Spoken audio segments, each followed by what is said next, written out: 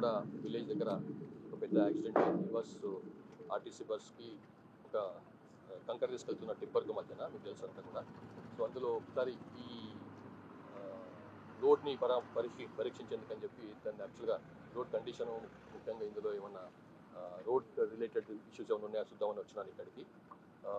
ఇక్కడ ఒక 300 మీటర్స్ నుంచి చూస్తుంటే ఇక్కడ రోడ్ సంబంధించిన సమస్యలు కనిపిస్తలేవు నాకు. ఒక్కటి రోడ్ దగ్గర మాత్రం కొంత ఒక గుంత ఉండడము. జనరల్గా అనుకుంటుంది ఏంటంటే డ్రైవర్ చనిపోయింది కాబట్టి మనకు పూర్తిగా రాదు, కానీ బట్ ఇన్వెస్టిగేషన్లో కొంత తేలుతుంది ఏంటంటే ఆ గుంతని తప్పించేందుకని చెప్పి ఆయన రైట్ సైడ్ రావటము, అదే టైంలో ఇక్కడ నుంచి తన లేన్లో ఆర్టీసీ బస్సు హైదరాబాద్ వైపు వెళ్తున్నది. సో అట్లా వెళ్తున్నట్టు బస్సును ఆయన గుంతను తప్పించుకునే ప్రయత్నంలో ఆ టిప్పర్ డ్రైవర్ రైట్కి రావటం ఒక్కసారిగా, తర్వాత మళ్ళీ దానికి బస్సును తన వెహికల్ని కంట్రోల్ చేసుకోలేకపోవటం వలన అది ఆల్మోస్ట్ 40 to 50 మీటర్స్ దాన్ని లాక్కెళ్ళేసి రోడ్ పక్కన పూర్తిగా దాన్ని ఉత్తేసింది. దాంట్లో చాలామంది మరణం జరిగింది. ఈ రైట్ సైడ్ ఎవరైతే కూర్చున్నారో వాళ్ళు ఎక్కువ ఇంపాక్ట్ గురైనరు, ఎందుకంటే అక్కడిగా vehicle first point of contact అక్కడే అయింది కాబట్టి ఆర్టీసీ బస్సుకు ఆ టిప్పరు. దాంతో చాలామంది అటు రైట్ పక్క కూర్చున్న వాళ్ళకి చాలా నష్టం జరిగింది, వాళ్ళు ప్రాణాలు పోయిన వాళ్ళు. సో ఇప్పుడు ఏంటంటే ఇందులో ఈ రోడ్ కండిషన్ గుర్తు తప్పిస్తే అదర్వైజ్ మంచి విజిబిలిటీ ఉంది ఇక్కడ ఈ రోడ్కి. అందులో మలుపు అన్నది పెద్ద మలుపు, మామూలు మలుపు, కానీ ఇది యాక్సిడెంట్ గుడ్డిగా వచ్చి యాక్సిడెంట్ అయ్యేంత మలుపు ఏం కాదు ఇది. సో చూస్తుంటే ఏంటంటే తప్పకుండా కొంత టిప్పర్ డ్రైవర్దే లోపం అనిపిస్తున్నది, కానీ ఇప్పుడు ఇంకా ఇన్వెస్టిగేషన్ జరుగుతుంది కాబట్టి ఇంకా ముందు తెలుస్తుంది.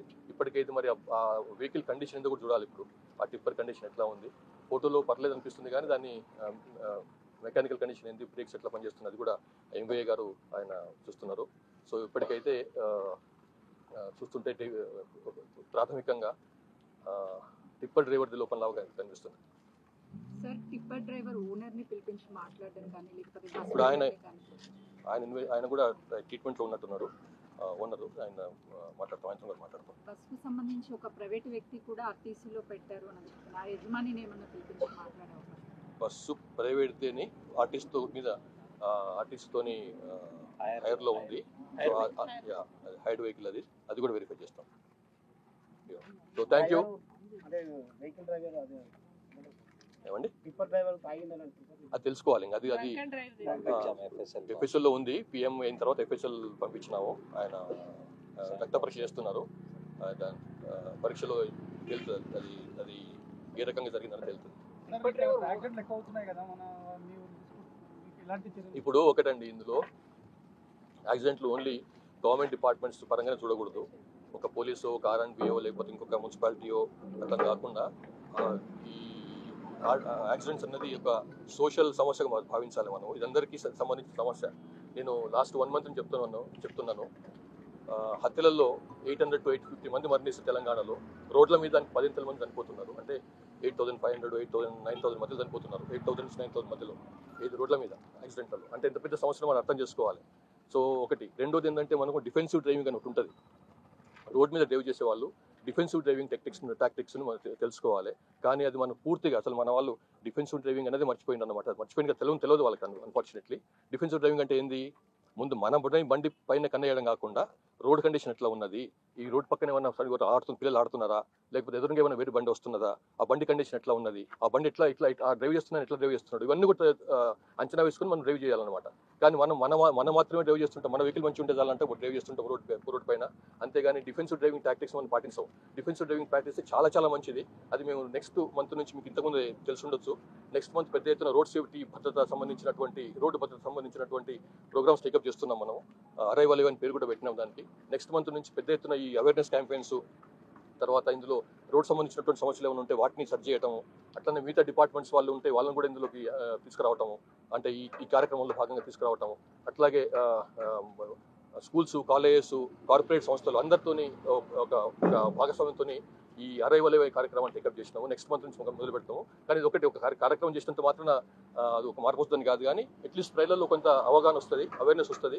ప్రజలు కూడా ఇది తమ సంవత్సరం భావించాలి. ఇది ఓన్లీ పోలీస్ డిపార్ట్మెంట్ లేకపోతే ఆర్ఎండ్బిఓలు రోడ్ బాగాలేదనో ఇంకో అట్లా కాకుండా ఇది మా తమ సంవత్సరంగా భావిస్తే కానీ దీనికి పరిష్కారం దొరకదు. Thank you. పోలీసులు ఎంత అవగాహన కార్యక్రమాలు చేసినప్పటికీ కూడా వాహనదారులు ఎందుకు మార్పు రావడం లేదు సార్? ఇక్కడ 30 స్పీడ్ మాత్రమని సైనింగ్ బోర్డులని అవగాహన కోసం ఏర్పాటు చేశారు. అయినా కూడా 30 స్పీడ్ కంటే ఎక్కువగా వాహనాలు ఇటు సైడ్ వస్తున్నాయి. ప్రధాన కారణం ఏమి? చెప్తున్నా కదమ్మా, ప్రజలు పట్టించుకోకపోవటం అన్నమాట. ఒక నిర్లిప్తత, ఏముందిలే నేను మంచి డ్రైవర్ను, నాకేం కాదు, నేను ఇంతకుముందు చాలా చూసినాను, 10 ఏళ్ళ నుంచి డ్రైవ్ చేస్తున్నాను, నాకేం కాలేదు అన్న ఒక రకమైనటువంటి ఫాల్స్ కాన్ఫిడెన్స్ అన్నమాట వాళ్ళలో వచ్చేది. దానివల్ల కూడా సమస్యలు వస్తున్నాయి. కాబట్టి ప్రతి ఒక్కరు కూడా ఇంతకుముందు చెప్పినట్టు మంచి డ్రైవరా కాదన్నది కాకుండా డిఫెన్సివ్ డ్రైవింగ్ ఎట్లా చేయాలని నేర్చుకుంటే చాలా ఈ రోడ్ యాక్సిడెంట్స్ తగ్గిపోయే అవకాశం ఉంటుంది. చూస్తాం ఇప్పుడు, అదే మాట్లాడతాం ఇప్పుడు. ఇక్కడ ఇంతకుముందే ఈ రోడ్లో తప్పు ఇక్కడ ఇట్లాంటి ఏమైనా మూల మలుపులు కానీ ఉన్నాయా లేవా, ఏమైనా సమస్యలు ఉన్నాయా, రోడ్డు కూడా కొంత సెట్ చేయడానికి ఎట్లా చేయొచ్చు అన్నీ చూస్తాం, డిస్కస్ చేస్తాం మేము. ఈ రోడ్డు వెడల్పోయేంత వరకు ఏం చేయాలో అది విల్ ట్రై టు సెట్ చేస్తాం. అంతా బాగుందండి, అందరు కూడా బాగానే ఉంది. దానికి ఏసీపీ చేవెళ్ళ అది ఐఓగా ఉన్నాడు, ఇన్వెస్టిగేటింగ్ ఆఫీసర్గా ఉన్నాడు. ఆయన ఇన్వెస్టిగేషన్ చేస్తున్నాడు. ఇంకా చాలా చేసేది ఉంది అందులో.